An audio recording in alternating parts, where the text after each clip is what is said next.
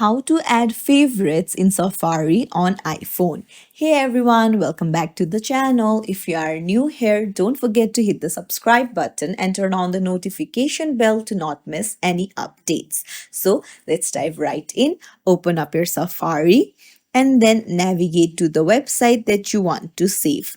So once you have opened it up, you will see a share button with an upward arrow icon in the bottom. Just tap on it. Now you will see add to favorites right there. Tap on it and then you can name the page anything that you want to and then hit save. If you want to look for your favorites, go to the book like icon in the bottom and then change the tab to the books like icon and go to favorites and you'll be able to see all of your saved favorites right here. If you found this tutorial helpful, don't forget to like and subscribe to our channel for more tips and tricks. Thank you for watching.